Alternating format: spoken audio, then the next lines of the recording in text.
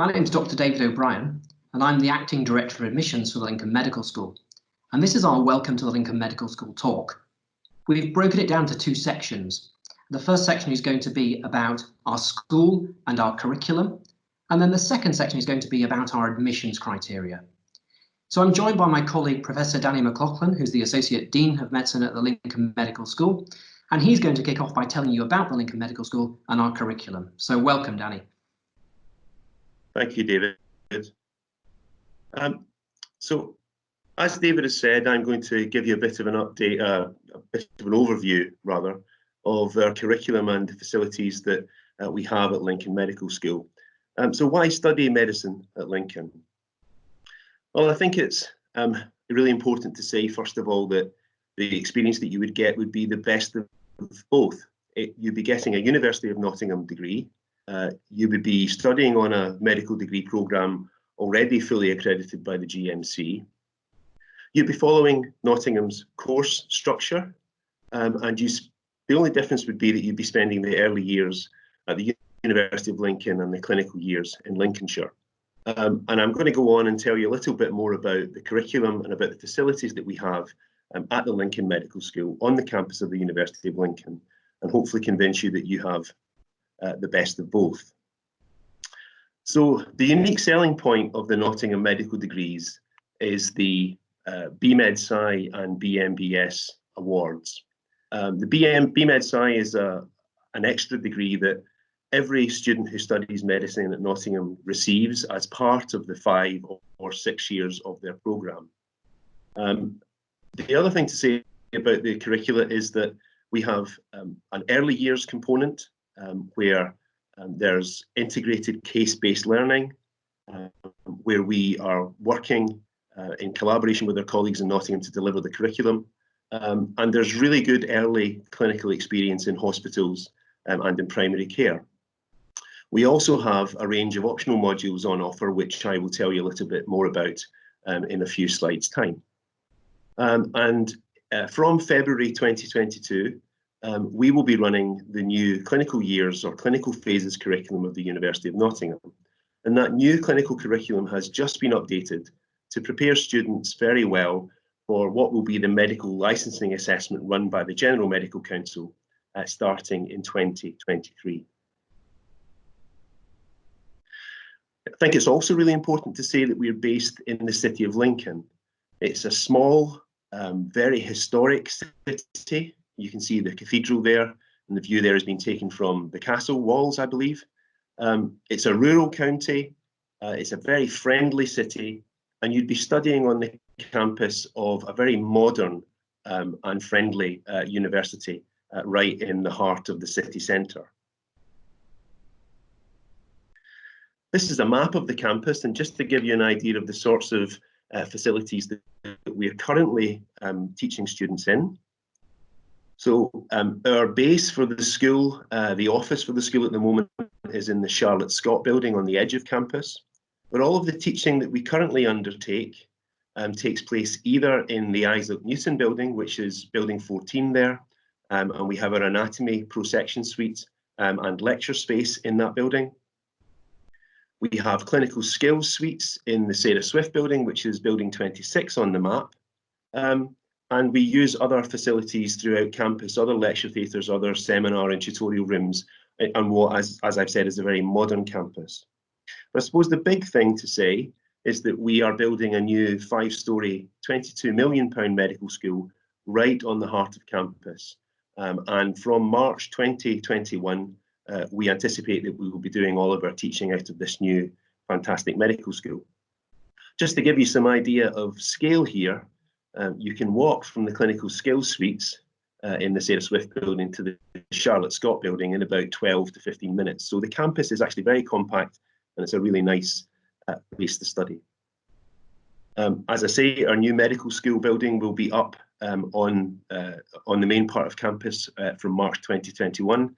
And this is a sort of architect's impression of what that building will look like with nice landscape spaces, 5 stories with fantastic lecture theatres, seminar rooms, a library for the university, clinical skills suites, teaching laboratories, and our anatomy suite as well. And it's really important to say that this is going to be one of the most sustainable buildings from a carbon perspective on the whole of the campus.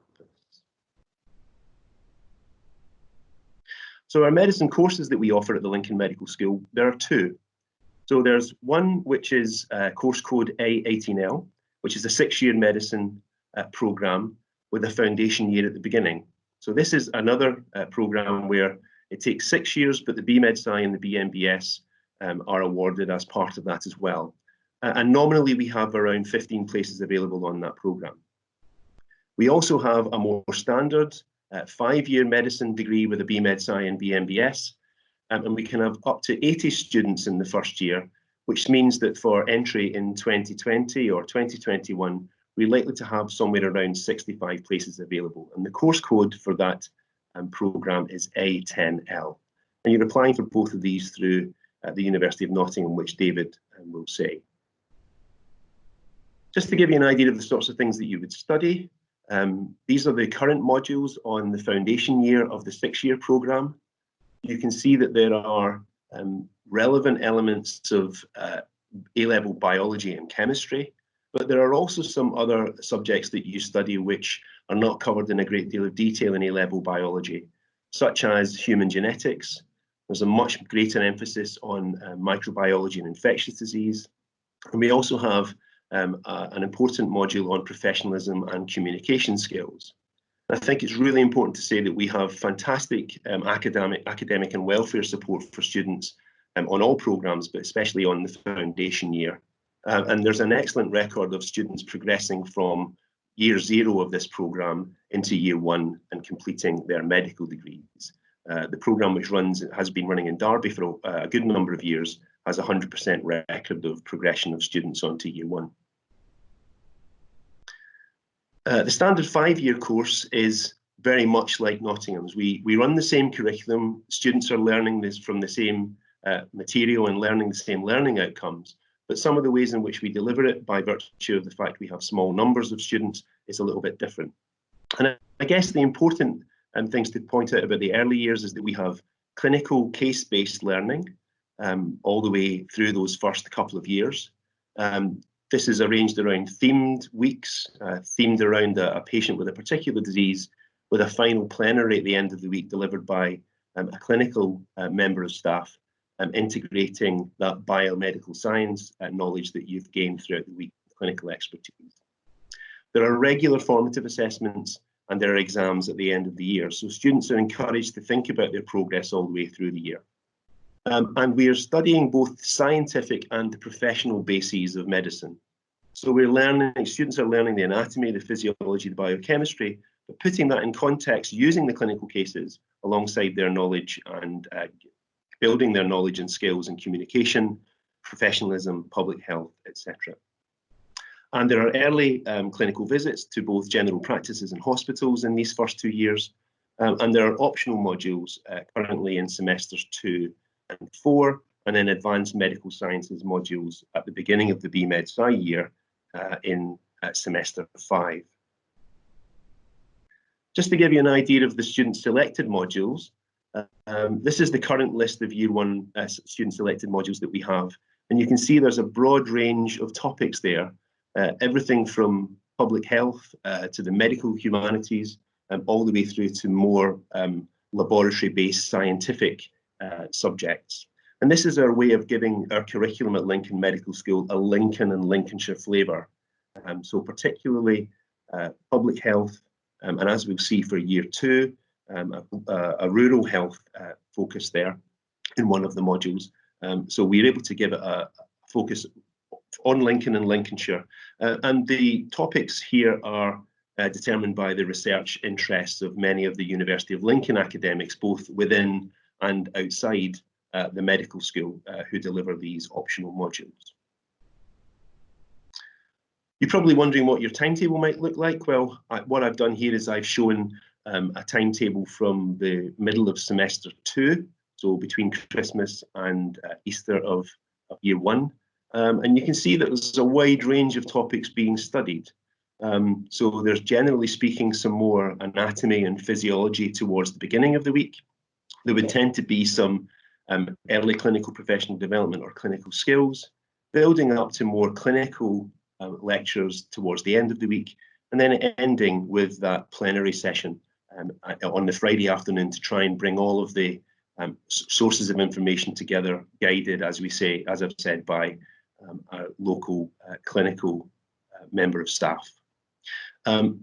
Just looking at this, we're talking on average around 20 hours of contact time a week, with additional e-learning packages and self-directed study for students to have to complete through the week.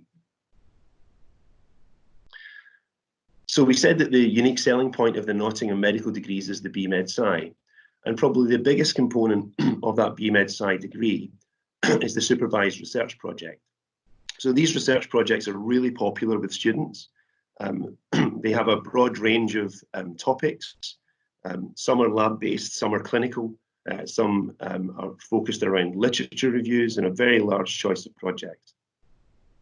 They are assessed by a 10,000 word dissertation, and as I say, a BMed-Sci degree is awarded as part of the 5 or 6 years of your medical degree without having to take an intercalated year, which you would have to do in most other medical schools. And one of the important things that comes out of this is that many students actually manage to get a publication or attend and present their data at a conference, and that can help gain a few extra points on the application for foundation training, which takes place towards the end of the programme. I won't say very much about the clinical years, except to say that this new clinical curriculum, which will be in place from February 2022, encompasses 2 clinical phases. You can see there we've got foundations for practice, which is 47 weeks, and advanced practice, which is a total of 56 weeks, with a range of medical and surgical teaching, both junior and senior medicine and surgery rotations, and a range of other specialties, all specified by the General Medical Council and all able to be delivered within Lincoln and Lincolnshire. The clinical course structure has changed slightly or will change for February 2022. And really importantly, there will be 2 main assessment points, one at the end of each of those phases. There will be midpoint formative assessments in each of those 2 phases. And importantly, from students' perspective, this new arrangement of the clinical curriculum means that holidays can be spread a little bit more evenly through each phase and give more time for revision before the assessments. The final exams for students take place in March of the final year and will be followed by assistantships and elective. And this course structure will enable you to be very well prepared for the General Medical Council's medical licensing assessment, which it is bringing in for all UK and overseas medical graduates from 2023. So that's all I had to say. I'm going to actually hand over now to Dr. O'Brien for the rest of the talk. So thank you very much, Danny. I'm going to just quickly run through our entry requirements and also our admissions process. It's important to say that all of this information is available on our website if you want to study it in more detail. So you can look at the University of Lincoln Medicine pages and also the University of Nottingham Medicine pages. So as Danny pointed out, we run 2 courses, a standard 5-year course, which is A10L, and I'll start with that one first. So for the standard course, we require a minimum GCSE grade of 6 subjects at grade 7 or the old grade A, and that has to include biology and human biology and chemistry. There then has to be 1 grade 7 in either physics or maths, and the other has to be a grade 6, and a grade 6 for English language. If you're taking double science, then you must achieve grade 7 and 7 in both of the double science awards, and a grade 6 or a B in maths. Our A-level requirement, or a standard A-level requirement for A10L for our 5-year course is AAA, and that must include biology or human biology and chemistry. There are a number of subjects that we don't accept, such as general studies and critical thinking. And it's important because we sometimes get asked about a 4th A-level. Is it better to do 4 A-levels? A 4th A-level will not benefit your application. And currently we don't award any points for EPQ or AS level exams. They're not part of our application process. I'll make a statement here that last year we made some preferred candidate offers of AAB to applicants who went through our process and performed extremely well at our interviews, which I'll discuss our interviews a little bit later. In terms of graduate entries, then a minimum requirement is a 2-1 degree in any subject that's relevant, and additional A-level requirements are as written here. If you obtain a first-class degree or a master's degree or a PhD, then we may not require you to achieve those A-level or GCSE requirements. For our 18L 6-year foundation year course for medicine, then you need to fulfill a number of criteria. You need to be a UK Home Status citizen or hold official refugee status, and you need to fulfill the criteria for the University of Nottingham for the widening participation flag, and I'll mention that in the next slide. In terms of our GCSE requirements, then you need at least 5 subjects at grade 6 or grade B, and they have to include biology or human biology or chemistry, and physics or either double or triple science, maths and English language. And our A-level criteria are BBC, including a B in biology or human biology and chemistry. And again, the exclusion for things like general studies and critical thinking, global perspectives are in place for our A18L course. I've put these here for completeness, but I'm not going to go through them. They're available on our website, but clearly we accept other things apart from A-levels, and they're on the slide here for you to read. As I say, they're detailed in our website pages. So what about the criteria for the widening participation or WP flag? So it's important that this is the Nottingham widening participation flag, and some universities have different widening participation flags. So this only applies to Nottingham and Lincoln medical school applications, but you require to be a home status student and to be attending a state school at the time of application. And then you have to have one additional criteria, and that's either a period spent in care, having successfully completed one of our pre-specified widening participation schemes, such as the Nottingham Potential Summer School or Realising Opportunities, and to live in a low participation neighbourhood or a disadvantaged area. We have a postcode checker that's available on the website that you can look at. You can put your postcode in and see whether you fulfil that criteria, or that you hold refugee status at the time of application. We also, as well as the 6-year foundation course and A18L, offer a contextual offer for people who satisfy the WP criteria for our 5-year course. And so if you're applying with predicted grades of AAB, we will accept that. And our offers, if successful at interview, may be AAB if you have that widening participation flag with either 1A in biology or chemistry. And these contextual offers, as with our preferred offers, are conditional on you accepting the University of Nottingham, as in Nottingham or Lincoln, as your firm choice for medicine. So what about our application process in a little more detail? Well, how to apply? All our applicants need to apply through UCAS. And importantly, as Danny mentioned in his part of the presentation, although you're applying for the Lincoln pathway at the Lincoln Medical School, our applications are all made through the University of Nottingham on the UCAS site. You can apply for Lincoln and you can apply for Nottingham, so you have 2 different choices. In terms of being interviewed, then you'll only have 1 interview. If you apply for Lincoln, you're going to be interviewed at Lincoln. If you apply to Nottingham, you're going to be interviewed at Nottingham. And if you apply to both, you can be interviewed at either. And you're either going to get an offer or 2 offers, or potentially no offers, but you have that combination of offers available. In terms of selecting people for interview, then we look at a number of different things. We score the GCSEs, so you need to obtain the minimum GCSE requirements that I've just been through, and then we award points for the other GCSEs that you have. So for the A10L course, the 5-year course, we apply 2 points for a score of a 9 or 8, and we apply 1 point for a score of 7. And that gives you a maximum of 16 points. For A18L, the foundation year, then we apply 3 points for a grade of 9 or 8, as you can see here, 2 points for a grade of 7, and 1 point for a grade of 6. And there's therefore a maximum of 18 points, beg your pardon. We then take that score from your GCSEs and we look at your UCAT score. So I'm sure everybody watching this will know what the UCAT score is and the UCAT test is, but it's the University clinical aptitude test, and the website for it is shown there. And the majority of medical schools in the UK now require UCAT, with the others requiring an alternative such as BMAT. Testing usually for UCAT occurs between July and early October, and you have 2 hours. It's a timed exam to complete 5 sections, and the 5 sections are listed here: verbal, quantitative, abstract reasoning and decision making, and then a separate section known as the situational judgment test. Each section is scored. So the first 4 sections are listed here. We score in centiles, so scoring less than 300 for a centile does not result in us giving you a point score. 301 to 400 gives you 4 points, all the way up to 801 to 900, which is the maximum score for that section, giving you 9 points.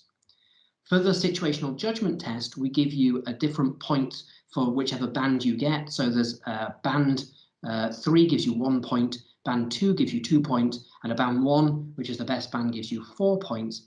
And unfortunately for people scoring band 4 on the situational judgment test, we do not proceed your application.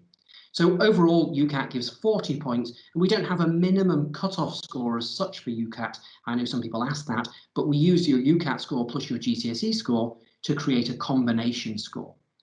And those scores added together are then ranked in order, and we invite the top percentage for interview.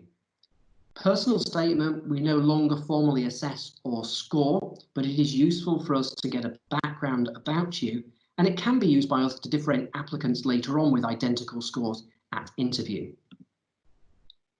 Talking about the interview, an interview is an opportunity for you to actually come and meet us and ask some questions and meet our students.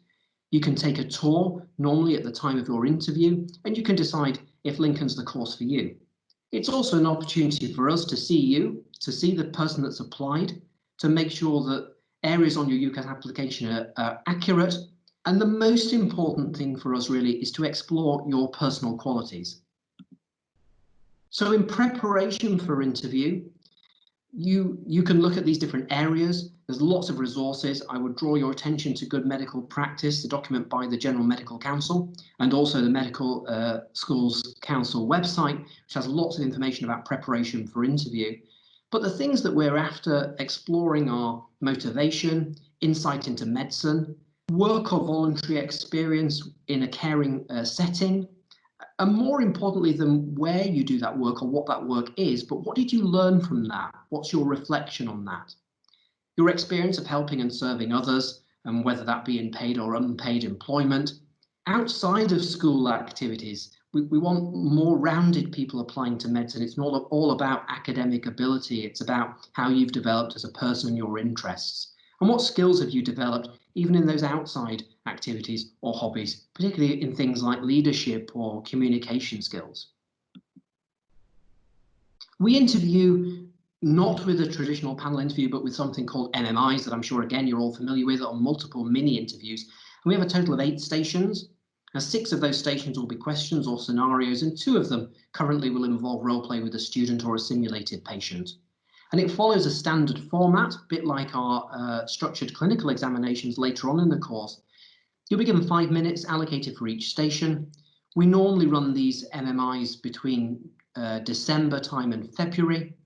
And largely what we're after getting out of you and finding out about you is your skills in terms of empathy and personal attributes, particularly around communication. And I always stress this to people about MMIs, but it's not about your academic ability. You can't revise for MMIs as such. There isn't a factual requirement for you to know for these things. It's really about the different skills that you have that are going to be really useful and important when you become a doctor. So in summary, asking how can you prepare to apply for medicine, then start early. It's a little bit difficult this year with the COVID-19 situation, but there's lots of activity going on online. There's lots of resource online that you can get involved in. Look at the different medical schools' websites. So it's very important that the most up-to-date curriculum and the most up-to-date entry requirements are often publicized on the websites, and the paper prospectuses can change slightly. So if you have an older paper prospectus, very important that you look on the website and that all medical schools are slightly different. So make sure you research the medical school that you want to apply for. Make sure that your GCSEs meet the minimum entry requirements, because without that, you won't be able to proceed your application. Works experience is really important at the moment, and it's very difficult to get in a clinical setting or in any setting, even a volunteer setting at present because of the COVID pandemic. But there's a really good resource on the Medical Schools Council website about works experience. The Royal College of GPs is setting up a virtual GP works experience that you can sign up and register for. And also the University of Brighton is doing something. And other simple advice, like looking at doctors speaking on public media, on the TV, on radio, and reflecting on what they say and what you think about that is very important in terms of engaging with the medical society, if you like, the medical societies, the medical communities. So it's not about what you do or where you do it, it's about what you learn and your reflection on that. Anything in a caring environment is useful, and make sure you talk to doctors and healthcare staff about whether it's something that you really think is the right thing for you to do. And make sure that when you're at school or in the community, or when things return to normal, that you try to use those areas to develop your skills and attitudes. And go to as many open days, even if they're virtual, and talks as you can, and try and interact with medical students, even on virtual platforms, and staff. And practice for the UCAT. People ask, can you revise for the UCAT? Well, you can practice for the UCAT. It's a timed exam on a computer, and getting used to doing it and using the online calculator, the on-screen calculator, etc., is really, really important in terms of improving your performance at UCAT. So in summary, from my perspective, what do medical schools look for? And this is again taken from the Medical Schools Council website, and it's on there. I'd really urge you to look at this website and read through what they've got to say. But we're all trying to pick out the same things. We're looking about your motivation to study medicine, your insight into your own strengths and weaknesses, and how you're able to reflect on your own work, and other things like, can you deal with uncertainty, and can you take responsibility for your own actions, and do you have an insight into your own health? It's very important for a career in medicine. And finally, you really have to ask yourself, do I really want to be a doctor? It's really important now that you make that decision, because it's a difficult application process and it's a hard course, a very rewarding course, but it's a hard course. And medicine is a career. It's not just a course at university. It's a vocation to care for patients. It's a long time for a medical course, so 5 or 6 years at medical school. You then have to go into a foundation program, and then specialist training can take you anything up to 10 years after that. So you really have to have that underlying motivation to want to do it in order to proceed. And I've outlined some useful links here that you might want to look at, as well as things that have been mentioned in the talk. So just hand back over to Danny to say a final word before we close. Okay, thank you very much, David. I hope that those of you watching this have found it informative, hope you've enjoyed it, and I hope it's given you some insight into our curriculum and the way in which the school is structured at Lincoln Medical School. And more importantly, I hope that it has made you think that you might want to consider having Lincoln Medical School as one of the choices on your UCAS form. Thank you very much. Thank you.